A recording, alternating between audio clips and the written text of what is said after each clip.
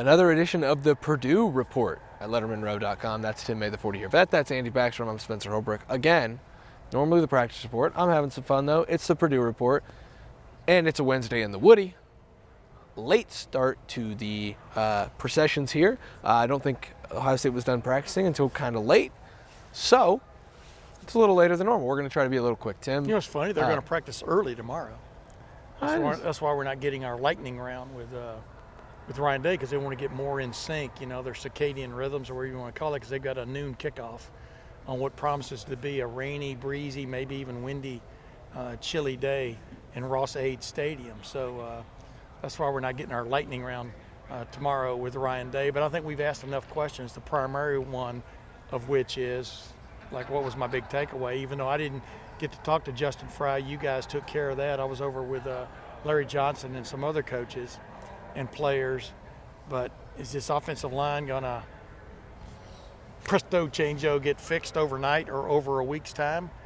I find that hard to believe that could happen, except you are going against the 11th ranked rush defense in the country in Purdue on Saturday. So we'll see where it goes. But that's been my question since the season started, and it's definitely my question now, is when is this offensive line going to come to fruition?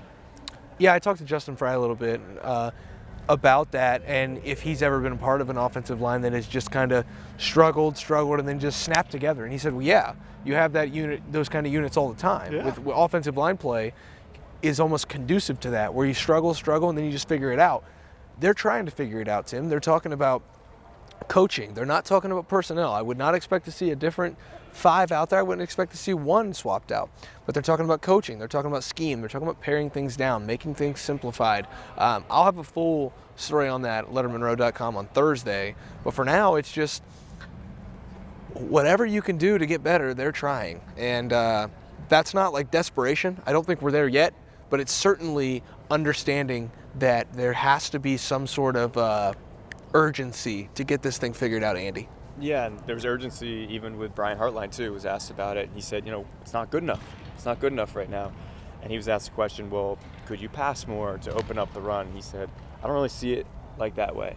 You know, it was more the same language we heard from Ryan Day about not abandoning the run. There's not really a solution by throwing the ball 70 times per game. As Ryan Day mentioned, they did that against Purdue, of all teams, in 2018. That didn't work out too well. So they seem to be on the same page there with not wanting to shift in terms of philosophy, but again, with the exact scheme and with the exact coaching and execution, there seems to be more wiggle room for change. You know what's interesting is I hear that notion all the time. You got to pass more to basically open up the running game, meaning make the defense respect the passing game more.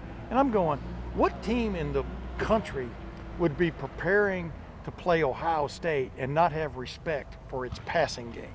Yeah. And its wide receivers. So you go into the game already with that respect of the passing game, but Maryland clearly, what a lot of these teams are doing, and you know, I try to explain this to people sometimes, is when you kind of throw guys up there into the box, especially that extra guy, and you bring him, well, you're also helping your pass defense, because somebody's got to pick that guy up, which occasionally that doesn't happen. And when you play defense like that, if that guy just keeps coming, now either he gets picked up or he bothers Kyle McCord in the passing game. You understand what I'm saying? So it kind of like makes sense for defense to play them the way they are, but then again it doesn't, because nobody's beaten them yet. Yeah, well, and we saw Indiana try to do this. We saw Notre Dame try to do this. Notre Dame had some success in that regard. I'm talking about of getting to Kyle McCord when the run wasn't there. And we saw Maryland have a little bit of success as early in that game. But as it went on, I mean, you know, Kyle McCord and the receivers torched Maryland the last 20 minutes of that game. Well, here's the deal. Defenses don't respect the Ohio State offensive line right now. They just don't. Their linebackers are being very aggressive in the running game because they know that somebody's not getting to them at the second level, and they know they can get in there and make a play. Right, but the theory is when you have an extra man in the box, you know, it should open up the passing game more. Is the point, you know, that we're making here. And so that's the point. It's not shutting down the passing game much at all. I don't think it is, but I also don't think that any defense right now respects this Ohio State offensive line. Manny Diaz made it clear without making it clear last week when he said, the Penn State defense coordinator, where he said, my opinions on the Ohio State offense are very clear. Like, he knows that this offensive line is struggling. Purdue knows that this offensive line is struggling. Ryan Walters said as much in his press conference. So, like, it's very clear to everyone what's going on right now, and it's up to Ohio State to get it corrected. And until they do, that's going to be the focal point of conversation in this building and in these videos. Like, we can't do anything without talking first about the offensive line, Andy. Everyone's taking responsibility, including Kyle McCord, who said he's part of this too. Yeah. You know, he needs to start faster, which will help the running game as well. Even if it's not the pass game opening up the run game, if he just hits his few throws to start off the game, like, that gets the defense off balance. They can't stack the box as much, as Tim mentioned. They can't send guys in to blitz as much and pass rush, you know. So there's got to be a balance, and there's got to be a commitment to that balance. And I think that's why you're not going to see change really in terms of like run pass splits, but they want to see obviously the change in execution. It's just amazing when you watch a video of like the Maryland game, for example. You see Josh Simmons blocking a guy 10 yards backwards down the line, and yet the run on this one play went for like 1 yard because where the player ran, whether it was the initial point of attack or not, that's where he ended up. And the running back gets stopped for like a 1 yard because 3 of the guys were in stalemates at the line of scrimmage. What you're not seeing is this offense. That's just an example. There are a couple others with other players. That's just an example of you're not getting that push up front for whatever reason, whether it's the extra man in the box, etc. There was one play, for example, they ran off left tackle, and Caden Curry, I think, was in the game then and made a pretty good block on the edge. It might have been Cade Stover who made the block on the edge. But the bottom line is, if it was Chip Trainum, if he had cut inside instead of bouncing a little bit outside, he might have run for 10 yards before he got hit. You understand? This is like when Ryan Day explained this is a combination of a lot of things. That's a great example of it. And it's a combination of running backs needing to be a little more patient possibly. I would expect to see more Mayan Williams on Saturday. I just think when you watch him run, he does bring the wood. You know, he does bring it. We'll see where that goes. But he developed a little patient streak about him last year, which I think paid dividends. Travion, the same thing. I like Chip. I mean, I'm not benching Chip by any stretch if I'm a coach. But I think I'd like to see more of Mayan Williams instead of less. So we're not getting to watch practice. We don't know why that is going on the way it is. Those reps are going on the way they are. But there's something to be said for patience and seeing and your eyes taking you where they ought to take you. So it's just almost every running play there's one thing that just goes bad. Well, and that's the only way to explain it. Well, Justin Fry did say there's only 2 plays where they were hit for negative yards or 0 yards. He said we're getting 2s and 3s. We need to be getting 3s and 4s and get them into big plays. And it's a lot of boom or bust right now. It's 61. 2s and 3s basically tell you you're getting stalemates at the line of scrimmage. That's what I'm talking about. Yeah, exactly. And he knows that too. He's paid a lot of money to know that. And so 2s and 3s are not good enough is the bottom line. What is good enough right now, though, is this Ohio State defensive line. You two both talked to Larry Johnson. Andy, I will start with you. I did not hear a single word Larry Johnson said. I was fixated on this offensive line. If you can't tell, I like talking about the offensive line. I like writing about the offensive line. So on Thursday, we will have more offensive line coverage. But you guys talked to Larry Johnson of the defensive line. What did you learn in that conversation? It seems like Larry Johnson and everyone on this defensive staff just has a better idea of what Jim Knowles wants in year 2. We're seeing these defensive linemen playing a lot more. Tyleik Williams is one of them, playing 70 snaps last week against Maryland. Now, Larry Johnson said that that's maybe a little too much. They don't need him to play 70 every week. That's a lot. But the bottom line is that he's playing a lot. Part of that is to make up for the time he missed in the summer. Part of that's just because he's more fit. And the same thing goes for the defensive ends, especially JT Tuimoloau, who played all the snaps against Notre Dame, played all but 9 snaps against Maryland.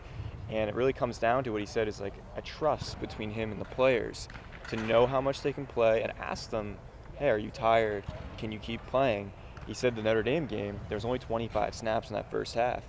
And he said that was a key contributor to them playing the whole game because he was like, they were fine at halftime. He asked them, he said, no, we're good. We're good to go. So that is the way it's dictated with that rotation, because he was prepared to rotate in Notre Dame, but he didn't because his players said that they were fine.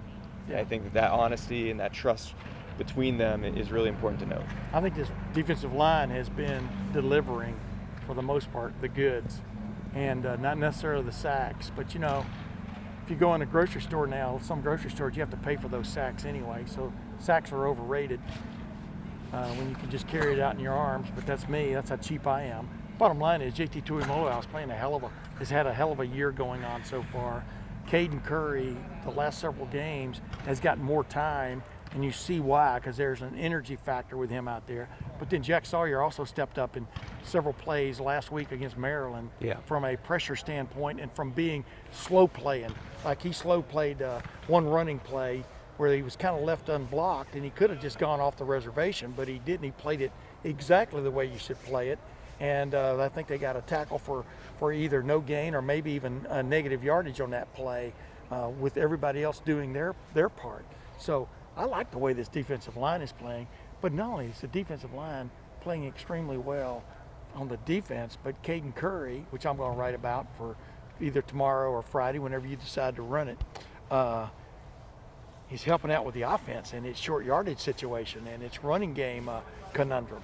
And the way the fire and brimstone he's bringing to that, well, they don't call it fullback. I asked him, what do you call it? He goes, whatever. I goes, okay, to that whatever back position that he's playing is more and more paying dividends for them. And I think you're going to see more of that, not less, as this season goes on, because he does bring it when he's in there, and that's what they like, because he is as Larry Johnson said, he's a football player.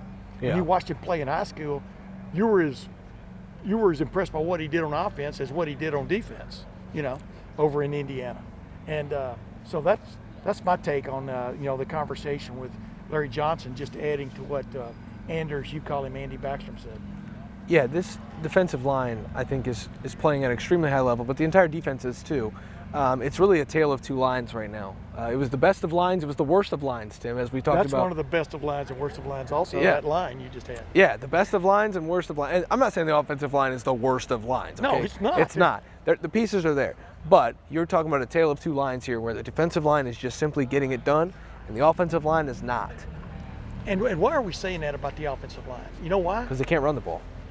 But turn on Michigan's video and watch that offensive line take charge. Yeah, Turn on Penn State's offensive line, Tim, and watch them take charge for the most part. That's what's coming. Tim, you don't have to turn on Penn State's. You can just stop it at Michigan's and say that's what you need on the offensive line. But I'm saying they play Penn State next week. Yeah, but that Michigan offensive line just simply moves people. I had the distinct displeasure of watching Michigan-Minnesota with a Michigan fan.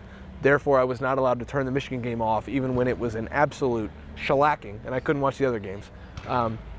So I watched 60 minutes of bully ball, and that's exactly what it was. Exactly what it was. Ohio State would love to get there with the bully ball. P.J. Fleck could not.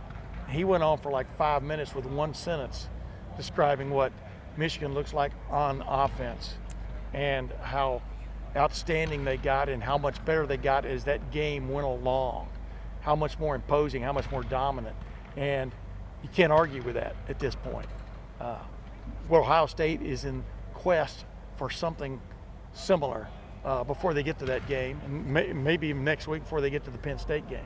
But this is all about Purdue, I think, is the way you introduce this. Well, Tim, it's called the Purdue Report.